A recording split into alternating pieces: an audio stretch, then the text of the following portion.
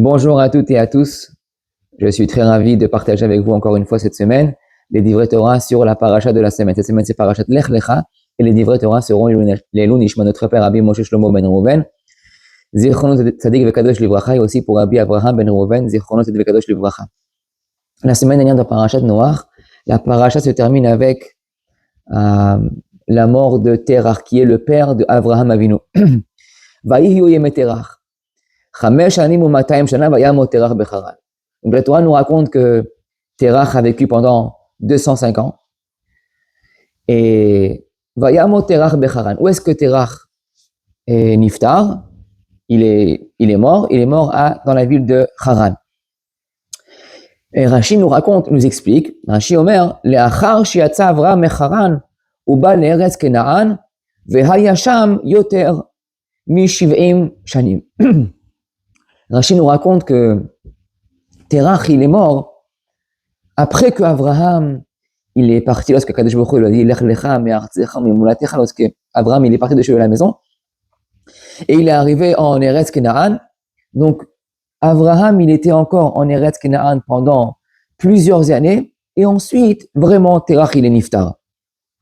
Alors, Rashi nous explique, si Terach, il est mort bien après que Abraham il soit parti en Eretz Kenaan, en Eretz Israël, après que Hachem lui ait dit Lech lecha me'artzecha u'mimoladetecha u'mibet avicha, pourquoi est-ce que la mort de Terach est mentionnée dans la paracha de Noach, qui est la paracha qui est juste avant? On aurait dû marquer que Terach est mort après que Abraham est parti en Eretz Kenaan. Rashi nous donne plusieurs réponses, et la première, il nous dit comme ça. Il dit que Bémet, c'est vrai qu'il est mort après, mais Akadosh Baruch Hu, il voulait protéger un tzaddik comme Abraham Avinu. Qu'est-ce que les gens ils vont dire? Ah, Abraham Avinu, on lui a dit Lech lecha me'artzecha u'mimoladecha u'mibet avicha. Et qu'est-ce qu'il a fait? Il est parti, bien sûr, il a écouté Akadosh Baruch Hu. Donc on connaît tous cette épreuve. Comment Abraham a écouté Akadosh Baruch Hu, il est parti dans une destination qu'il ne savait pas où est-ce qu'il allait aller. Mais les gens ils vont demander, Abraham, ça te dit comme tu es, Kibud Avahem. Qu'est-ce que tu fais avec Kibud Avahem? Tu as un père qui est vivant, tu t'en vas et tu le laisses, tu ne reviens plus jamais le voir, ni bonjour, comment ça va, ni une lettre. Où est-ce qu'il est le Kibud Avahem? Donc Rashi il nous dit, Akadosh Baruch Hu, qu'est-ce qu'il a fait? Il a marqué dans la Torah que Terach il est mort avant que Abraham parte en Eretz Israël. Mais en fait, il est mort bien après que Abraham soit parti en Eretz Israël. Ça, c'est la réponse, la première réponse de Rashi. En fait, c'était pour protéger le nom d'Abraham et que les gens autour de lui ne le salissent pas en disant, ah, voilà, Abraham, il n'a pas fait Kibud Avahem. Il n'a pas fait Kibud Av dans cette histoire. Cependant, ok, je peux comprendre, on va protéger nos protégés. Mais le Ramban n'est pas très d'accord sur cette réponse. Il lui dit, mais comment c'est possible que la Torah va marquer que Terach soit mort? Il a marqué Vayamo Terach Becharan, Terach il est mort. Comment c'est possible qu'on va marquer que Terach il est mort, mais en fait il est pas mort? À quoi on joue là? La Torah va nous marquer un mensonge dans la Torah. C'est pas vraiment, c'est pas le derrière de la Torah de jouer avec la santé des personnes qui sont marquées dans la Torah. Et le Rambam, il ramène une réponse comme ça. Il dit, c'est vrai que Terach, il est pas mort avant que Abraham parte en Eretz Kenaan. Il est mort bien après. Mais il dit cependant, ça veut dire quoi? Vayamo Terach. C'est-à-dire en fait que Terach, le rôle de Terach dans la Torah, il est terminé.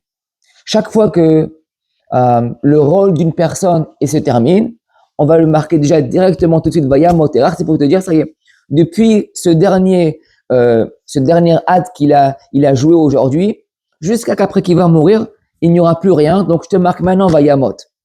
Et il emmène une raya, le Ramban, c'est par exemple dans Parashat Noach, lorsqu'il y a marqué que Noach il est niftar, il est mort, mais on sait très bien que Noach il n'est pas mort juste à ce moment-là, parce que la Torah va parler du Tor HaPalaga, la génération du Palaga lorsqu'ils vont construire la tour, tout ça, et là Noach il sera encore vivant à ce moment-là. Et la Torah nous marque bien avant que Noach il est niftar. Alors Ramban il dit, en fait la Torah qu'est-ce qu'elle a fait? elle ne voulait pas, pas qu'elle ne voulait pas, mais en fait, le rôle de Noach a été terminé. Une fois que Noach est revenu de la Teva, il a offert ses sacrifices.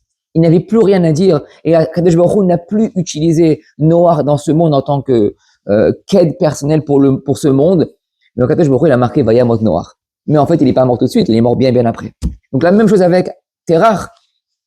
Béhémet, Terach, il n'est pas mort maintenant, il est mort bien après. Mais on le marque maintenant Vayamot Terach parce que son rôle est terminé. On passe à une nouvelle saison, comme on dit. Ça, c'est la première des réponses de Rashi avec le Ramban. Rashi emmène une deuxième réponse, et qui est intéressante aussi. Rashi dit, Otirut Sacher, il dit, vous savez, les Rechaim, au moment qu'ils sont encore vivants, ils sont déjà appelés Metim, ils sont appelés morts. Vu que ils sont des Rechaim, ils ne font pas des mitzvot, ils font que des Averot, un rachat, il est appelé mort du moment de sa vie. Tandis qu'un tzaddik, comme on le sait, même au moment de sa mort, il est considéré Bachaim. Lorsqu'on dit des divrei Torah, lorsqu'on continue ce qu'il faisait lorsqu'il était vivant, c'est comme si on le ramenait de son vivant. Donc, il dit Rashi, vu que Terach, c'était un grand rachat. D'où est-ce qu'on sait c'est un grand rachat? Vous savez toute l'histoire, je ne vais pas la répéter en longueur, mais l'histoire est que lorsque Terach a voyagé, il a mis Abraham Avinu en tant que responsable du magasin d'idoles lorsqu'il vendait il vendait à ses clients. Et Abraham Avinu, bien sûr, n'aimait pas l'idolâtrie, la vodazara. Il avait compris tout de suite que ce n'était rien du tout, ça valait zéro. Et donc, il avait cassé toutes les idolâtries de son père Terach. Et lorsque Terach, il est revenu à la maison, il a dit, mais qu'est-ce que c'est? Qu'est-ce qui se passe? Il lui a dit, mais tu sais, ça, il l'a pas amené à manger, il l'a frappé, ils se sont cassés. Et bien sûr, Terach n'a pas avalé ce morceau-là. Il a dit, Abraham, tu me racontes des histoires. Je sais très bien que une avodazara ne bouge pas ou ne frappe pas ou ne tue pas. Et donc, Abraham a dit, donc, si toi-même tu le dis que si la avodazara, elle ne fait rien, donc pourquoi est-ce que tu la sers? Pourquoi est-ce que tu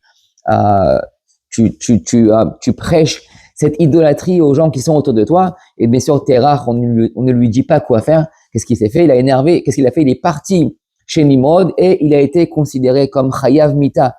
Il a été sanctionné de la mort et c'est pour cela qu'ils sont partis à Ur Kasdim. Ur Kasdim, c'est pas vraiment un endroit, mais c'est le moment, le event là où lorsqu'ils ont fait ça, ça s'appelle le Ur Kasdim. Et donc il dit le Rashi, vu que Terach à ce moment-là est devenu un rachat merusha, de faire la vodazara et d'emmener son fils se faire brûler vif dans le four qui est de Ur Kasdim, à ce moment-là, Abraham Avinu, il n'est plus chayav, il n'est plus obligé de faire kibbutz avahem.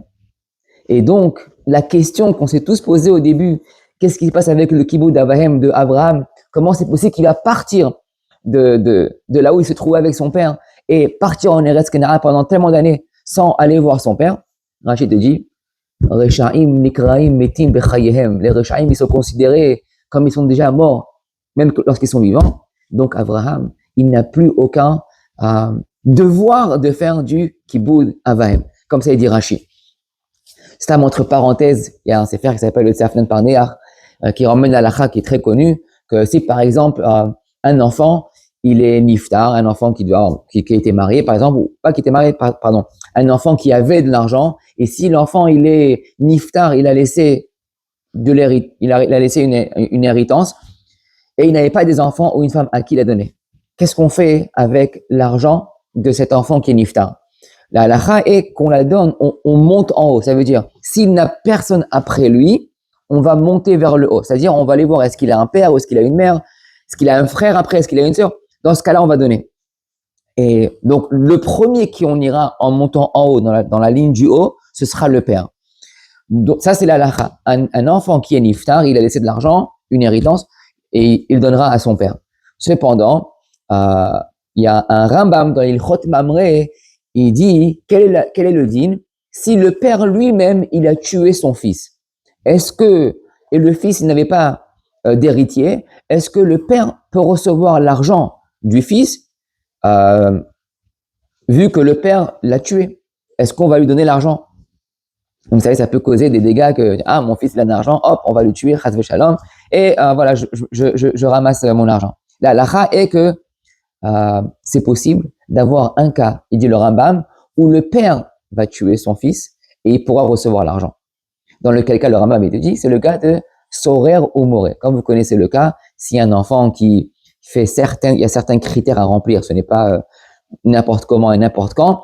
Si le fils, il se rebelle contre les parents avec la viande, volant la viande, et il y a plusieurs critères à faire, le père a le chova, l'obligation d'emmener son fils au bedin, et le bedin va tuer le fils. Donc le fils va être chayav mita à cause du père. Le père a une obligation d'aller rapporter son fils au bedin. Et dans ce cas-là, la halakha et le Rambam dit que l'argent de l'enfant reviendra au père. Donc il dit le Rambam, de là on apprend que c'est seulement si le père il a fait quelque chose de correct, il a suivi la halakha est que mon fils il est ben sorer ou moré, c'est un rebelle. La Torah dit qu'un rebelle doit être chayav mita, donc j'ai fait ce que j'ai à faire, il est niftar, je reçois l'argent. Mais si le père a fait quelque chose de mauvais, s'est mal comporté avec le fils, et le fils a été tué à cause du père, à cause d'un mauvais comportement, dans ce cas-là, c'est sûr, dit le Rambam, que le père ne recevra pas l'argent du fils. Donc, il dit comme ça, le Tzapnan Parnéa, la même chose avec Abraham et Terach. Terach, comme on a dit juste avant, était un rachat Merusha. Il a emmené son fils, il a voulu tuer son fils, mais il a tué son fils pour de la Avodah Zara. Dans ce cas-là, il dit le Rambam, si c'est pour de la Avodah Zara, c'est pas correct. Si c'est pas correct, le fils, il n'a aucun chiyuv, aucune obligation de faire du kibbud avaim, et donc c'est pour cela qu'il y a marqué directement dans la paracha de Noach. La semaine dernière, il y a marqué Vayamo Terach. On a terminé avec Terach, c'est fini. Pourquoi? Tu m'as jeté dans le four, j'ai plus rien à faire avec toi, j'ai plus de devoir de faire du kibbud avaim, c'est terminé. Et donc dans la paracha qui il y a marqué Lech lecha me'artzecha u'mibet avicha. Bien que Terach il soit encore vivant, mais Terach, on a terminé avec lui. Ça, c'était le deuxième tirout de Rashi. Et là, je vais partager avec vous le troisième tirout, qui est celui pour lequel je voulais discuter aujourd'hui. Il y a marqué dans le Zohar que quelque chose de très important. Il y a marqué, vous savez, dans la paracha de Bereshit, dans la première page, lorsque Kadosh Baruch Hu, il a créé le monde dimanche, lundi, mardi, mercredi, jeudi, vendredi, il a tout créé. À la fin, il y a marqué Ele toldot Hashamayim ve'haaretz be'ibaream. Ça, c'est la création, l'histoire de la création de la terre et des cieux, be'ibaream dans leur création. Be'ibaream, c'est dans leur création. Dit le Zohar, al tikra be'ibaream, ela be'avraham.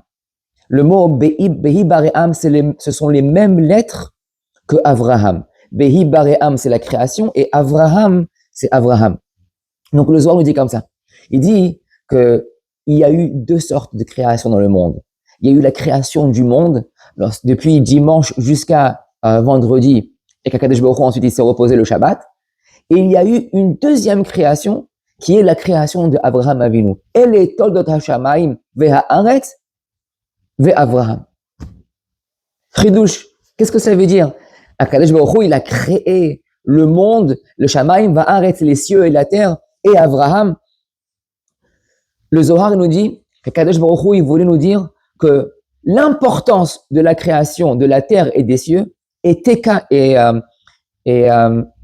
égale à la création d'Avraham Avinu. Et Avraham Avinu, sa création est ex aequo avec la création du Shamayim Ba'aretz.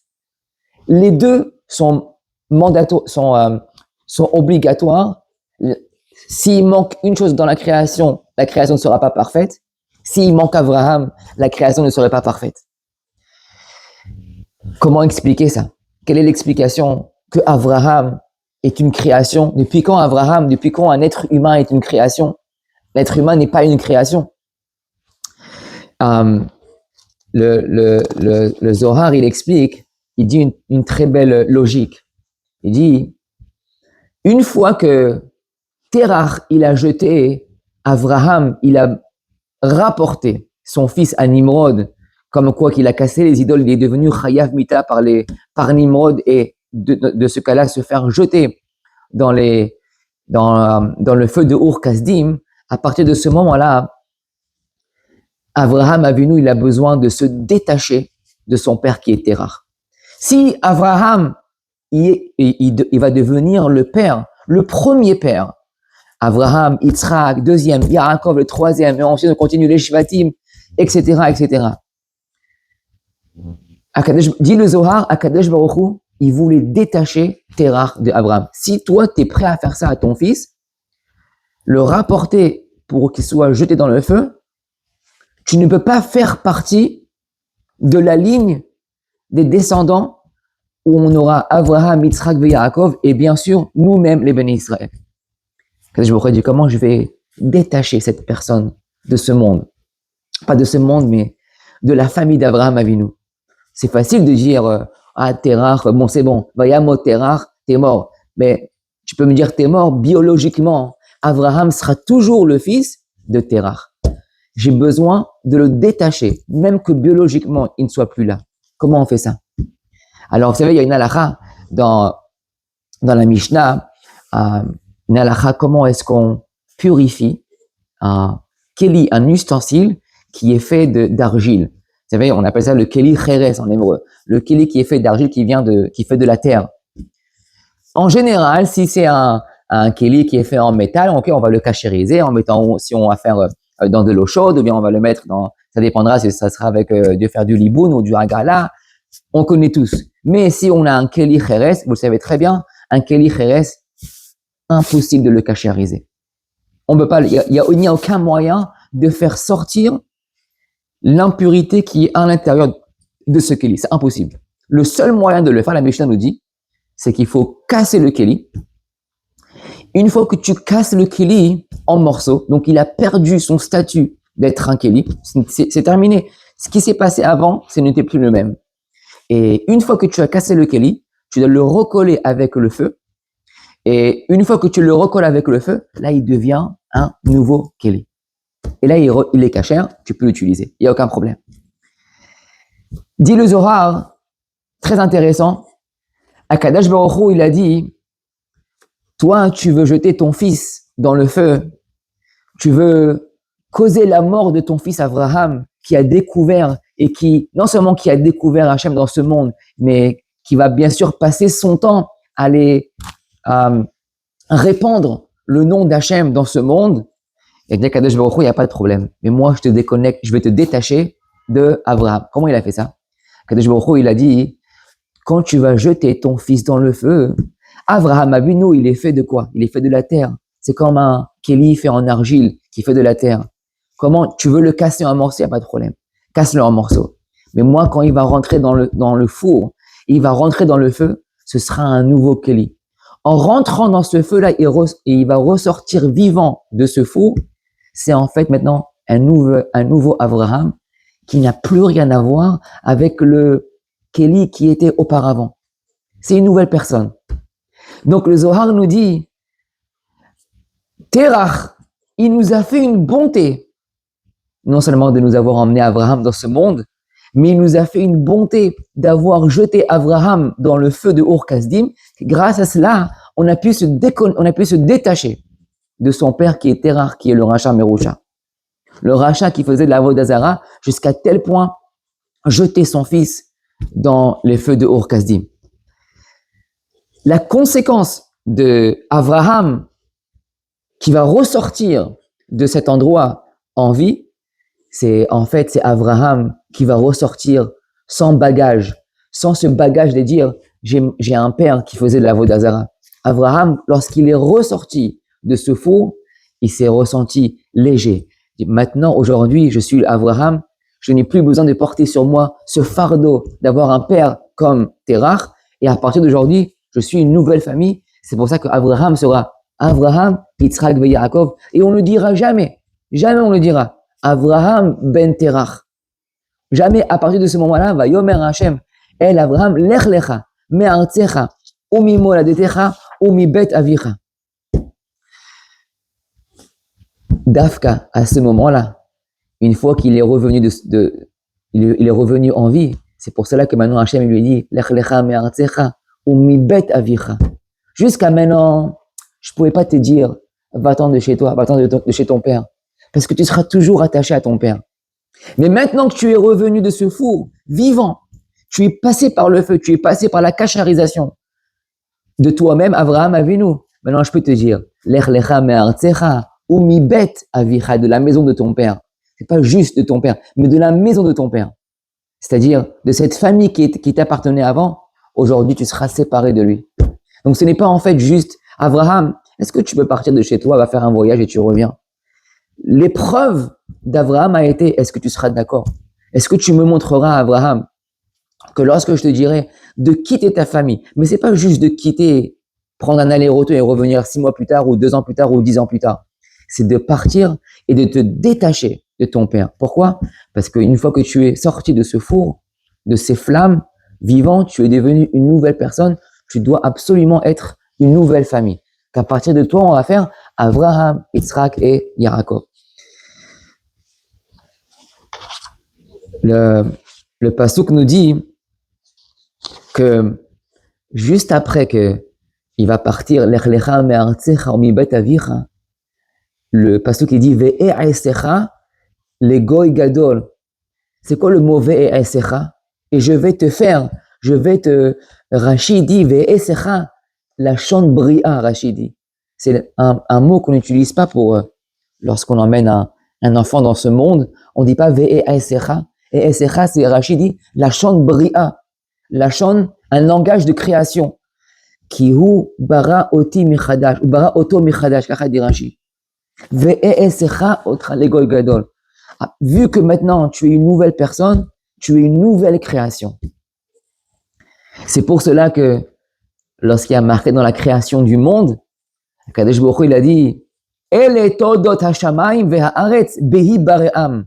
C'est pas juste behi bare'am. Il n'y a pas eu juste la création de ce monde qui est les cieux et la terre et tout ce qui vient autour, mais behi bare'am, il y a aussi Avraham. Et on va expliquer bientôt pourquoi Kadesh Baruch Hu, il a dû faire ça. Mais Behi Bare'am, c'est aussi Avraham. Avraham aussi a été une nouvelle création. C'est la seule personne qui est rentrée dans le four et qui en est ressortie une nouvelle personne et de faire une nouvelle famille appartenant à la classe d'Israël. Cependant, une petite question. Si vraiment, à partir de ce moment-là, Avraham n'est plus attaché à son père Terach, vous savez très bien lorsqu'on fait la Haggadah de Pessah, pendant la fête de Pessah, on lit le Maguid. Il est là-bas un pasuk où on mentionne Avraham avec son père Terach. Il y a marqué dans le pasuk, Terach avi Avraham va avi Nachor. Avdu et Elokim acherim. Comment c'est possible? Terach, le père d'Avraham, le père de Nachor, il a travaillé, il a servi d'autres dieux. Et si on vient d'expliquer maintenant qu'à partir de ce moment-là, Terach, il n'est plus attaché à Avraham, comment c'est possible? C'est un pasuk qui vient de Yehoshua. Et Yehoshua, il a été marqué bien après Avraham, et c'est après Moshe Rabbeinu. Comment est-ce qu'on dit tous les ans dans la Haggadah de Pessah, Terach avi Avraham? L'Ichora, Terach ne devrait être plus attaché à son fils Avraham. C'est Terach, c'est une famille, et une autre famille, c'est Avraham. Il y a marqué dans la Gemara, il y avait un minhag. Comment est-ce qu'on réveillait les Kohanim le matin pour aller travailler, pour faire la avoda dans le Beit HaMikdash, le Kohen Gadol. Il y avait un Kohen Gadol. Comment est-ce qu'on réveillait le Kohen Gadol? Il y avait une seule fois dans l'année où est-ce qu'il dormait pas, c'était pendant Yom Kippour, mais le reste de l'année, le Kohen Gadol, il allait dormir, il fallait le réveiller. Comment est-ce qu'on le réveille? Il n'avait pas le réveil pour le réveiller. Comment est-ce qu'on réveillait le Kohen Gadol? La Gemara, il dit, il rentrait dans la chambre et il lui disait, comme ça, c'était les mots, il disait, Ishi Kohen Gadol, monsieur le Kohen Gadol. He'ir pene ha-mizrach ad Chevron. On peut voir les montagnes jusqu'à Chevron grâce à la lumière du soleil. La Gemara nous dit, voilà, comme ça il réveillait le Kohen. Kohen, il fait jour dehors, on peut voir les montagnes jusqu'à Chevron.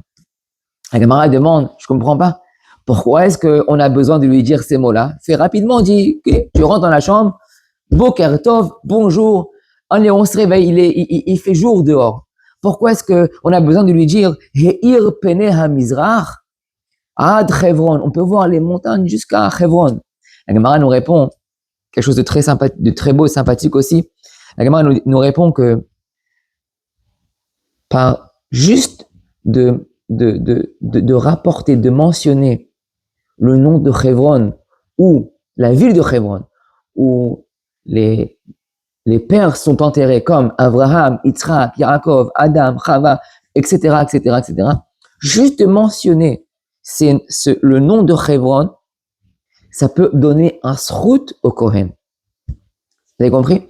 C'est-à-dire, en fait, si je peux dire Boker Tov et je peux dire à quelqu'un Heir Pene HaMizrach Ad Hebron et que je mentionne le nom de Hebron pour le réveiller, rien qu'en mentionnant le nom de Hebron, j'emmène sur la personne le mérite, le srout de Abraham, Yitzhak et Yaakov. Pourquoi? Parce que j'ai mentionné le nom de Hebron. C'est ce qu'on appelle en hébreu le srout avot, le mérite de nos pères. Juste pas en disant le nom de Hebron. Incroyable. C'est pour vous montrer la force du srout avot. Lorsque Moshe Rabbeinu,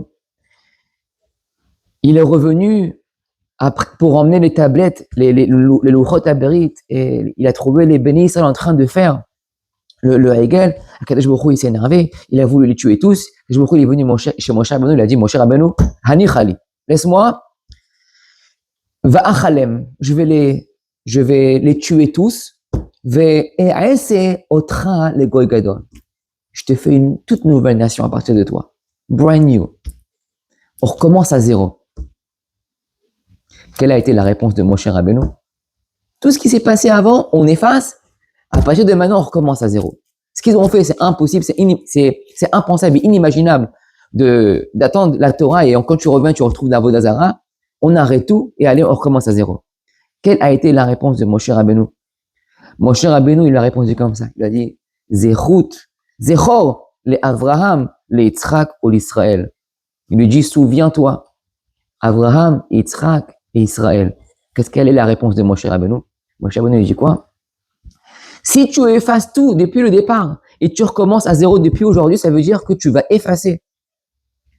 Le Avraham, tu as déjà tout recommencé à zéro depuis Terach. Lorsque Terach, tu as dit Vayamo Terach, et que maintenant Avraham, c'est lui le premier.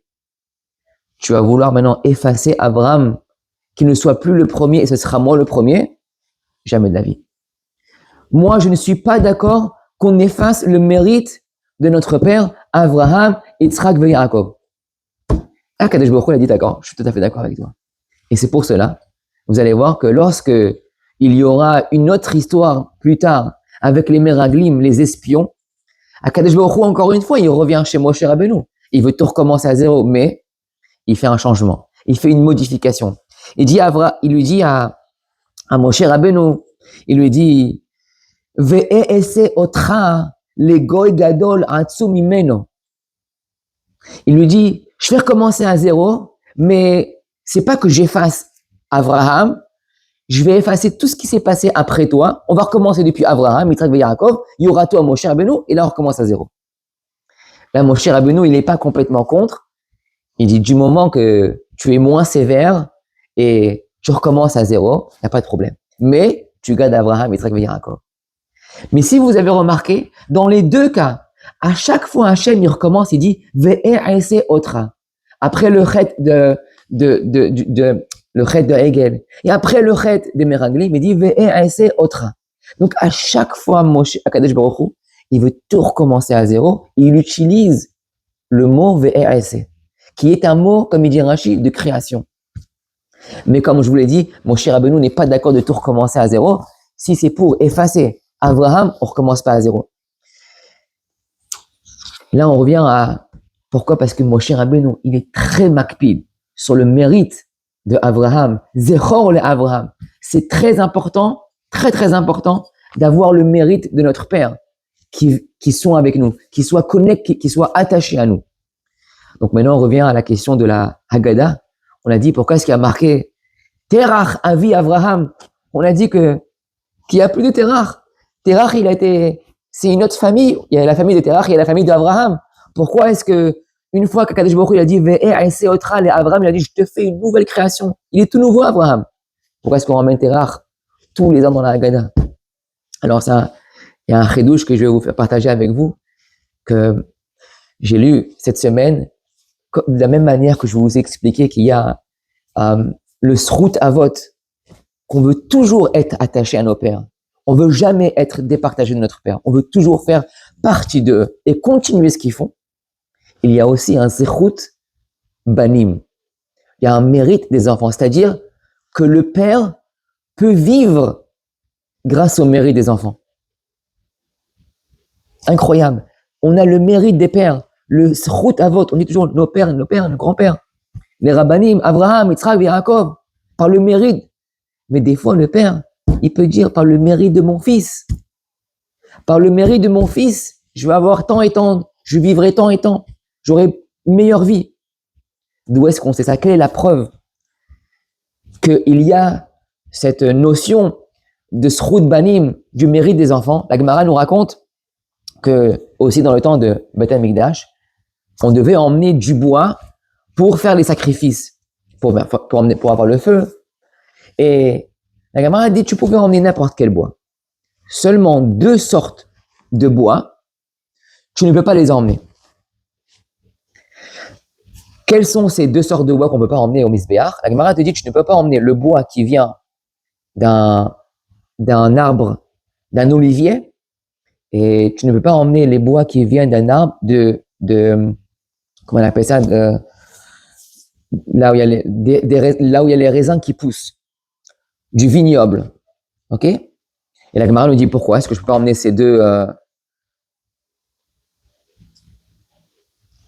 pourquoi est-ce que je peux pas emmener ces deux sortes de bois? La Gemara nous dit très simplement que, vous savez, lorsqu'on emmenait le misbéach, on utilisait les olives, on les pressait, et avec ça on faisait l'huile d'olive, et l'huile d'olive était utilisée sur le misbéach. La même chose avec les raisins. Avec les raisins, on pouvait presser le raisin, on faisait du vin, et le vin était versé sur le misbéach. La Gemara nous dit, les enfants qui sont les enfants de l'arbre, qui sont les olives et les raisins, ils vont sauver leur père, qui est le bois, qui vient de l'arbre. Donc la Gemara nous dit, zechut banim, ça existe. D'où est-ce qu'on sait ça? Du mérite de l'olive qu'on va mettre sur le misbéach et du mérite des raisins qu'on va mettre sur le misbéach en les pressant, en faisant du vin ou de l'huile d'olive, ils vont sauver leur père qui est le bois. Donc la Gemara, le Midrash nous raconte, c'est vrai, que le jour où il y a marqué Vayamo Terach, le jour où Terach il a jeté Abraham dans le feu de Ur Kasdim, c'est terminé. Terach il est déconnecté, il est détaché de la famille d'Abraham. C'est 2 familles différentes. Cependant, Abraham est tellement un grand tzaddik, il a le srout banim sur son père. Ça, on ne pourra jamais l'enlever. Abraham, il peut se déconnecter de son père, il peut se détacher de son père. Mais le fait que Abraham est tellement un grand tzaddik, on ne peut pas détacher son père de son fils. Grâce au mitzvot d'Abraham, bien que son père soit un rachat merusha, son père sera toujours attaché à lui. Donc il n'y aura pas marqué Avraham ben Terach. Il y a marqué dans la Haggadah, il y a marqué Terach, Avi Avraham, le père d'Avraham. Pourquoi? C'est pas que Avraham c'est son fils, c'est lui qui est le père d'Avraham. Parce que grâce à Avraham, il est devenu son père.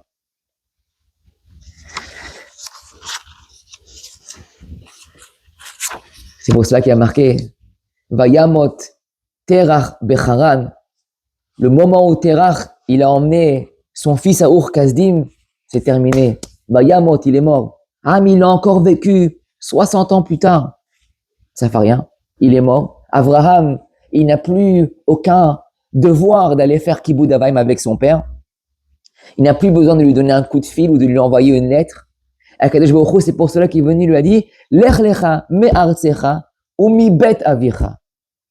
Va-t'en de chez ton père. Jusqu'à là maintenant, il ne pouvait pas le faire parce qu'il était encore attaché à son père.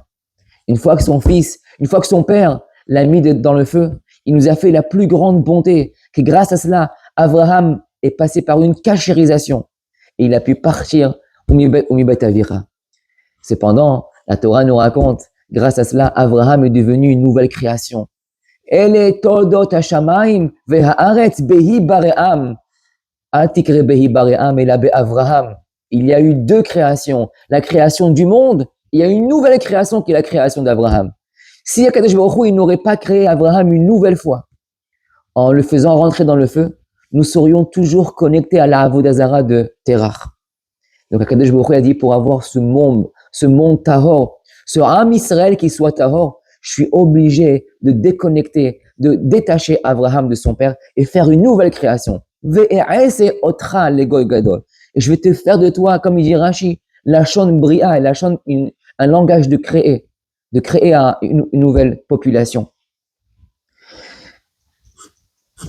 Là, et c'est pour cela que Moshe Rabbeinu n'a jamais voulu accepter la demande à Kadosh Baruch Hu d'en faire une nouvelle, de créer une nouvelle génération après lui. Parce que Moshe Rabbeinu, il avait compris quelle était la valeur de toujours se connecter à son père, d'être toujours attaché à son père et ne jamais se détacher de son père.